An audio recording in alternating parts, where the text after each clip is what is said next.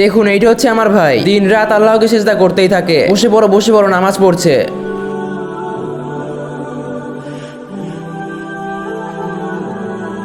ভাই কেমন আছো তুমি? এরা হচ্ছে আমার বন্ধু। আমরা এই এলাকা থেকে যাচ্ছিলাম, ভাবলাম তোমার সঙ্গে দেখা করে যাই। বাড়ি থেকে চলে এসেছো আর শুধুমাত্র একটা কাজই করছো, আল্লাহকে সেজদা করা। আরে ভাই শুনেন, আমরা তো এইমাত্রই জানতে পারলাম আপনার বিষয়ে। ভাই 25 বছর ধরে এভাবে সেজদা করছেন, আমি তো শোনা মাত্রই অবাক হয়ে গিয়েছি। 25 বছর ধরে এই লোক আল্লাহর সেজদাই করে যাচ্ছে, কিন্তু আল্লাহ এই লোকের একটা সেজদাও কবুল করেননি।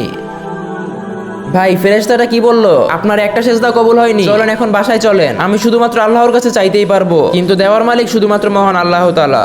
আল্লাহ 25 বছরের একটা সেজদাও আমার কবুল করেনি। কোনো সমস্যা নাই, কিন্তু আমি ওনার জন্য ইবাদত করতেই থাকবো।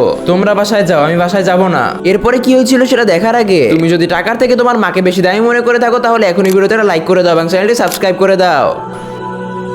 হে আল্লাহর ফেরেশতা, আমি আল্লাহর পয়গাম পেয়ে গিয়েছি, তারপরেও তুমি কেন এসেছো? আল্লাহ আপনার প্রত্যেকটা সেজদা 100টা সেজদার সমান করে কবুল করেছে, কারণ আপনি ধৈর্য ধরে অপেক্ষা করেছেন। আমরা শুধুমাত্র চাইতে পারবো, দেয়ার মালিক মহান আল্লাহ।